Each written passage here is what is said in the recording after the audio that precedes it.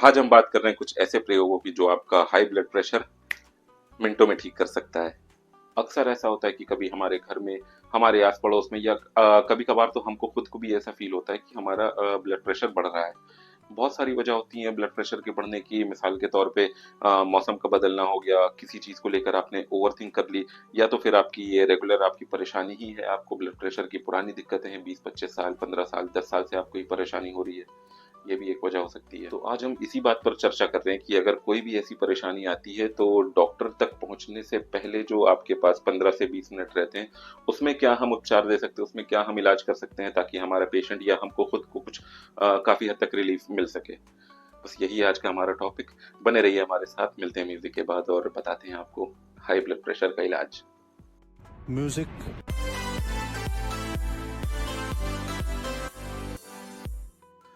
अच्छा, जब blood pressure बढ़ता है तो बहुत से सिम्टम्स दिखने चालू होते हैं बॉडी में, जैसे सर दर्द हो गया, नसों में आपके भारीपन होगा, खिंचाव फील होगा आपको, आंखें आपकी जलेंगी, आंखों में जलन महसूस होगी या फिर धुंधला धुंधला दिखाई देने लगेगा, हार्ट बीट आपकी तेज हो जाएगी, आपको फील होगा, आपकी पल्सेस आपको फील होने लगेंगी, घबराहट होगी, पसीना आएगा।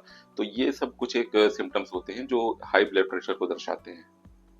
अच्छा, ये सिम्टम्स आपने मरीज के अंदर देखे तो सबसे पहला काम आपको क्या करना है, वो है उसका बीपी चेक करना।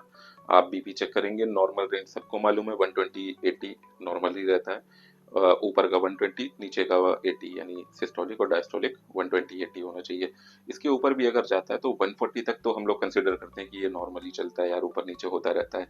नीचे का अगर आपका 85 तक जा रहा है तो वो भी हम लोग कंसिडर कर लेते हैं यार, नॉर्मल होता रहता है। लेकिन अगर 140 के ऊपर जा रहा है या फिर नीचे का 85 के ऊपर जा रहा है, 90 जा रहा है, ऊपर का 150 तक जा रहा है, तो ये फिर आप हाई ब्लड प्रेशर की कैटेगरी में आ जाते हैं। अच्छा, अक्सर ऐसा हो जाता है कि मशीन अवेलेबल नहीं होती है, तो अगर देखिए पुराना आपका रेगुलर चलता चला आ रहा है ये बीपी की शिकायत, तो मेरी सलाह तो यही रहेगी कि आप एक मशीन अपने घर में जरूर रखें रूटीन चेकअप के लिए।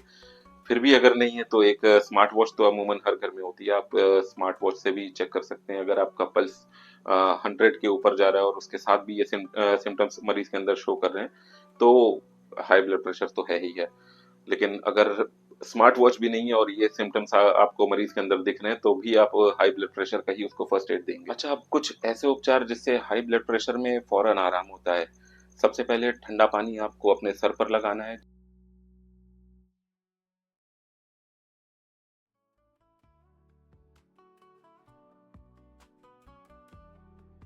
जिससे जो नसों में खिंचाव है, नसों में जो अकड़न हो रखी है, ये पल्स आपकी जो हाई हो रखी है, उसमें आपको आराम हो।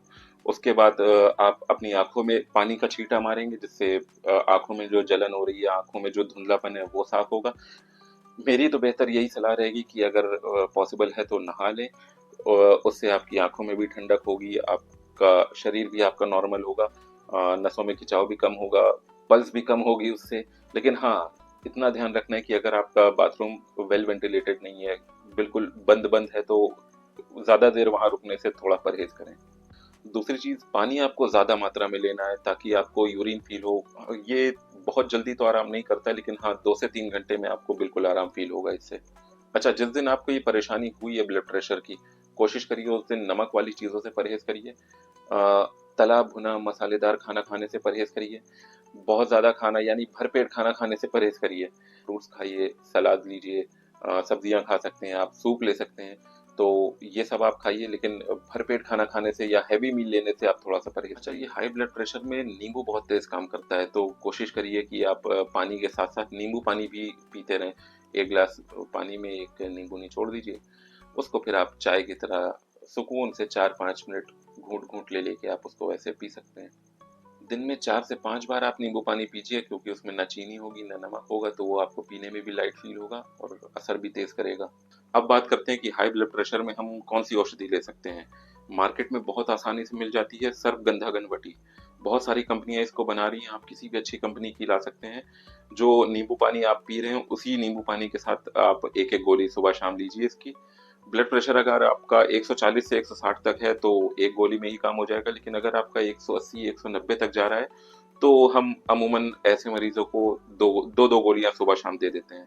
कोशिश करिएगा कि आप जो नींबू पानी का आप सेवन कर रहे हैं उसी के साथ आप ये सब गंधागन भी लगा लीजिए, ताकि इसका असर डबल हो जाए। वरना पानी के साथ तो आप नॉर्मल सुबह शाम आप ले ही सकते हैं। अच्छा, बहुत से लोगों को ये धारणा होती है कि एलोपैथी आयुर्वेदा से तेज काम करती है, लेकिन अगर सर्पगंधाघनवटी की बात करें तो हाई ब्लड प्रेशर में अ, एलोपैथी के कोई भी ऐसा सॉल्ट नहीं होगा जो इसका मुकाबला कर सके। और अगर आप चाहते हैं कि इसका असर आपको मिनटों में दिखना चालू हो जाए तो खरल होता है ना, जिसको अंग्रेजी में मोटर एंड पेस्टल बोलते हैं, उसमें आप 2 गोली या 1 गोली आपके जैसे भी डोज चल रहा है उसको लेकर आप कूट लीजिए, कूट के उसका पाउडर बना लीजिए और वो पाउडर आप पानी के साथ या नींबू पानी के साथ ले लीजिए तो मिनटों में आपको इसका असर दिखेगा। अच्छा, ये प्रयोग के साथ आप एक चीज और ऐड कर सकते हैं, उल्टी मालिश जिसको आयुर्वेदा में कहा जाता है।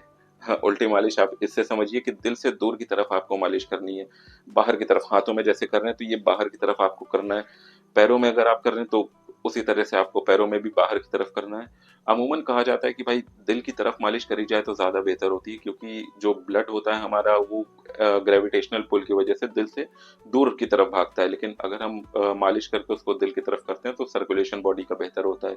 लेकिन अब आपका हाई ब्लड प्रेशर की सिचुएशन है तो इसमें आपको उल्टी मालिश करनी होगी, दिल से दूर की तरफ आपको ब्लड को लेकर जाना है। रोज नहीं करना है आपको, लेकिन जब भी आपको हाई ब्लड प्रेशर फील हो तब आप ये कर सकते हैं।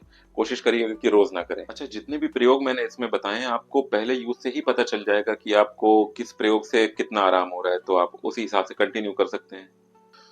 तो ये तो हो गए आपके हाई ब्लड प्रेशर के कुछ प्राथमिक उपचार यानी फर्स्ट एड। मेरी सलाह यही रहेगी, आप किसी आयुर्वेदिक चिकित्सक या फिर आप किसी डॉक्टर के पास जाके इसका परमानेंट इलाज कराएं।